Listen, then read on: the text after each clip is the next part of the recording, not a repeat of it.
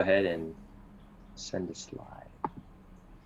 All right, so Aaron's going to go live from his end, and he's going to be putting this meeting on Facebook.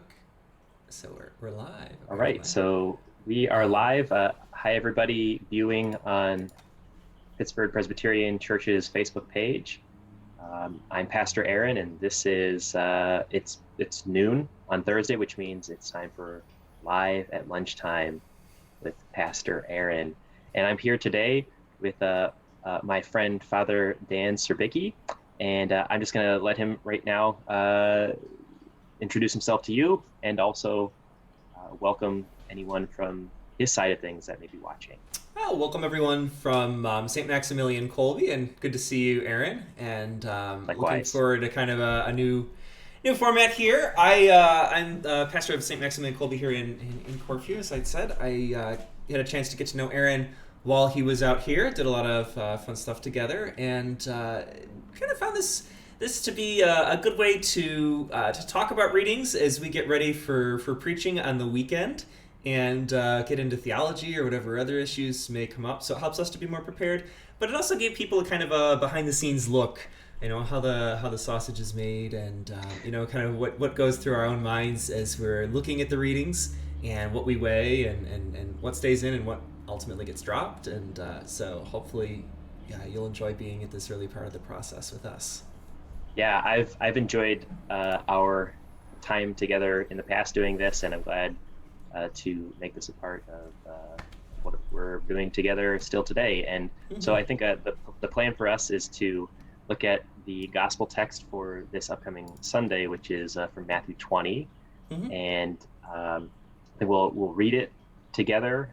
I can share my screen and show everyone the text there, and they can follow along on the screen, and then we'll share some thoughts about the text as we see it and as we're thinking about it and preparing for preaching on Sunday, like you said. Although this Sunday I'm going to be focusing my sermon on the Exodus 16 text, Come but on, but I man! You I had to always mess I this up. but I actually like doing it this way so that I don't let the cat out of the bag like All before right, Sunday, all right, right? all Like right. it's Yeah, going to no, be no spoilers, no spoilers. See, that's the downside to doing this at the live. You know, you're like, yeah, so I want to surprise people. All right. I know, right?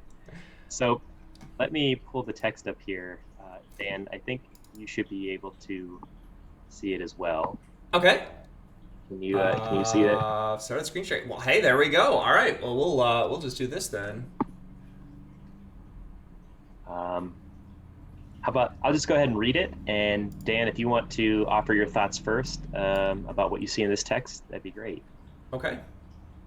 So this is Matthew chapter 20, verses 1 through 16, and I'm reading from the New Revised Standard Version, which is the unofficial version of the Presbyterian Church, I guess. So here Mm-hmm. we go. For the kingdom of heaven is like a landowner who went out early in the morning to hire laborers for his vineyard. After agreeing with the laborers for the usual daily wage, he sent them into his vineyard. And when he went out about 9 o'clock, he saw others standing idle in the marketplace, and he said to them, "You also go into the vineyard, and I will pay you whatever is right." So they went. And when he went out again about noon and about 3 o'clock, he did the same. And about 5 o'clock, he went out and found others standing around, and he said to them, "Why are you standing here idle all day?" And they said to him, "Because no one has hired us." And he said to them, "You also go out into the vineyard." And when evening came, the owner of the vineyard said to his manager, "Call the laborers and give them their pay, beginning with the last and then going to the first." And when those hired about 5 o'clock came, each of them received the usual daily wage. And now when the first came, they thought they would receive more. But each of them also received the usual daily wage. And when they received it, they grumbled against the landowner, saying, "These last worked only 1 hour, and you made them equal to us who have borne the burden of the day and the scorching heat." But he replied to one of them, "Friend, I am doing you no wrong. Did you not agree with me for the usual daily wage? Take what belongs to you and go. I choose to give this last the same as I give to you. Am I not allowed to do what I chose with what belongs to me? Or are you envious because I'm generous?" So the last will be first, and the first will be last. So, Dan, what are your thoughts about that? The only difference that really caught my attention for and let me I'm gonna have to readjust things here a little bit. That caught my attention for the translation difference was you had scorching heat and I only had heat. So it's utterly tiny details that catch our attention. But I've used this before when I'm preaching. What always comes to mind when I hear this story is like growing up, and I'm the oldest of 5, and things could get a little rowdy sometimes. And it's very hard as a parent to keep even one child happy, but to keep 5 happy at the same time is ridiculous. And so you'd hear the cry going up probably once a day. It's not fair. Mm-hmm. And that comes through so strongly in this passage, this cry of, it's not fair. And how do we decide what's fair? Are we comparing to our own efforts? Are we comparing to what other people get? Are we comparing to what we need or what God is giving us? So to me, the passage really comes down to what is fair, and then what do we think about God, and then ultimately how we see what's fair in the world. So there's a lot to unpack here, because you can very quickly get into social issues and labor issues and things like that. Scholars, I think, generally caution against taking this too strongly in a sort of a labor direction, because it really has primarily a theological meaning.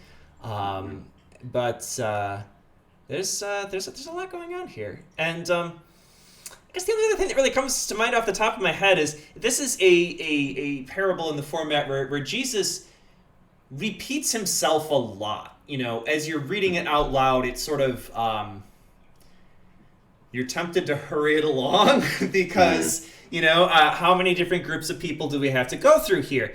And that's part of the nature of the parable. He very deliberately chooses all of these different categories because it's another way of pulling somebody's attention in. What's he talking about now? This long list that's going on and on. Certain jokes rely on that format, where you just kind of drag it on for a while before you get the punchline, and it gets people to pay attention, I think. So, what are your thoughts? I think I would agree with you about the nature of this parable as being primarily theological. I think that's maybe more in what Jesus has in mind here. And I guess the way that I am viewing this is kind of in connection to what has immediately preceded it, and also kind of what is in the rest of chapter 20 here, and what immediately precedes is Peter asks a question, or he says, like, Lord, like, we have left everything to come and follow you. And what comes after this parable later in chapter 20 is the interaction that Jesus has with James and John. Oh, I'm seeing that now here. Yeah, the last shall be first, the first shall be last. About who gets the sort of primacy in the kingdom of God. And I think Jesus is telling this parable. If we're imagining an audience that Jesus wishes to hear this, I think he's telling it to his disciples, because there's this sort of I don't want to say infighting, but there's this maybe competition or a sense of getting special privileges or having an advantage by being the original 12. And I think Jesus is looking maybe further down the line and saying to them that there's no maybe special privilege there of being first in the movement, and especially too, I think what he's highlighting, and I'd love to hear your feedback about this too. In particular, this the emphasis on maybe unmerited grace versus what was earned, right? Everyone gets their wages, right? even though they've worked different amounts of the day, but yet Jesus pays them the same. And I think there's something implicit, at least I'm seeing something implicit there, that that grace is grace, and God gives it, to everyone equally. That when it comes to God's grace, there is no advantage of being a part of the church for maybe a longer period of time. That once you've encountered grace, like, you get it. You don't just get some of it; you get all of it. And I think that's the beauty of what Jesus is saying here. But I think there's also then, to put it that way, I think gets maybe at the question of what value are works, and where do they come in, and I think that's something that that Catholics and Protestants are probably always talking to each other about, right, the balance or relationship between works and grace, and probably something that I'll just, speaking from my perspective, we Protestants can probably do a little listening onto maybe understanding a little better what the Catholic theology of works entails. I don't know what would you say about that? Do you see that relationship here? I think if you're gonna, you can set up like a sort of a straw man on both sides for like the Catholic view and the Protestant view, and I think either one would be a little unsettled by this passage. So you do have the idea of being paid for your work, and Catholics go, all right,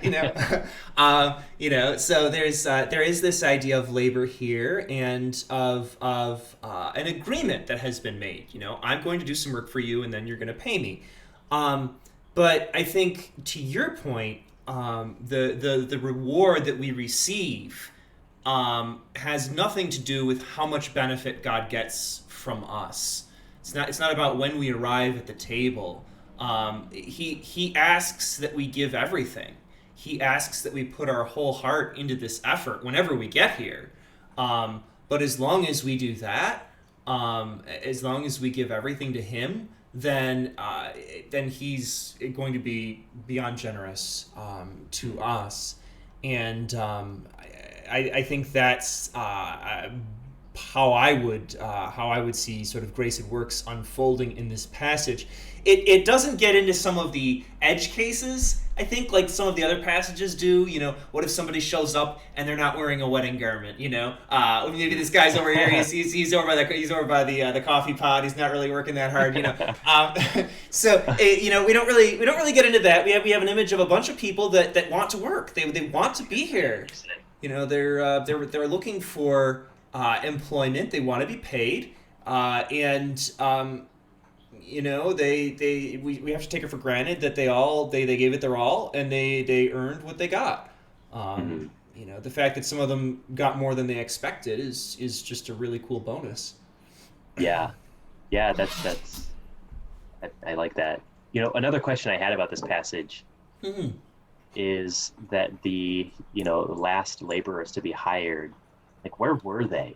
Where were they? I always wonder that. Yeah. It's like, it's almost as if, they seem to imply, like, we've been here the whole time, just nobody has hired us. And to me, it maybe kind of even invites the question, well, why didn't anybody notice you? Or is there maybe something here that we should assume they are among, maybe how Jesus might put the least of these, that they're those maybe frequently overlooked, as is a theme frequently occurring in the New Testament in Jesus's ministry, as he's one who's a friend of those types of people, and certainly an invitation to evangelize, to be I hadn't thought of that dimension before. I'd always seen it as one of like the sort of the rougher seams of the parable, I guess, as it was like, well, why are they not here, and then skipping ahead to sort of the application. But no, I think that's a good point. Yeah, well, and an openness, right, within the church to such people, right, an openness to see those who have maybe been overlooked, and say, hey, there's a place here for you, and God's grace is for you as much as it is for any of the rest of us. I think that's kind of an interesting dimension to this as well, and the way you put it as evangelism. I think there's something important about prioritizing evangelism and seeing the people who encounter the grace of God as a result of that as important to the work of the church. So good. Any other thoughts you have about this, Dan? We kind of got at this at the beginning, I think, and scholars go back and forth on this a little bit. Some people want to take this in the direction of like taking the sort of the economic element of this story and say that depending on which way you want to take it, some people might say, well, we should pay everyone the same, take it more of a socialist sort of communist direction. Other people will say, am I not free to do as I wish with my own money? And I don't have to pay people if I don't want to. I think it's most sources I've seen kind of caution against taking the story in that way. Jesus is worried here about expressing a sort of a world, a heavenly, a sort of a heavenly economy, a heavenly way of relating, and then so it's up to us down below to figure out how on earth as it is in heaven, and you can't always do it very literally, but how we incorporate these things is still a matter of a lot of debate. Just ask anybody. Oh my gosh. Yeah. That was really the only other thing that I was thinking of as I was looking at this passage. But I like the tie-in you had for the context. What do you wish? In this version, it's mom checking in. It's not the sons themselves checking in. It's the mom. So. Yeah. Leave it up to mom. Mom. So I'm just looking here, Dan, to see if anybody has made any comments here about the passage, which I don't see any. So if anyone has any questions as you're watching this that you would like to ask for us to weigh in on, please do. It seems like maybe not this time, but next time. Well, the first time out. So and I didn't go live this time, so maybe we'll double up next time. And but also, folks, if you want to leave comments, if this is pre-recorded somewhere, we could try to get to them next week when we come back. We'll try to do a recap. It's a great point. Old business, new business. So and sometimes too, you'll hear something on the weekend and be like, I wish he'd been clearer about that in that homily, or and so you'd be able to follow up maybe in this venue as well and say, hey, your homily last time, your sermon, it would be could you clarify something? We'd be happy to go through that as well. It's a great point. Please, this video will be here on our Facebook page, so this is one location you can go back and after you watch it or think about this clip, you can post your question in the comment section below it. Well, good. Dan, thanks for this conversation, and thanks everybody who is tuning in right now and who will watch it later. And Dan will be back. We'll keep doing this, so you can expect to see him and get to know him. And for anyone else who's viewing from your side of things, hello. You can expect to see me again sometime too. So thanks everyone. We'll catch you later. Have a good day. God bless. Bye.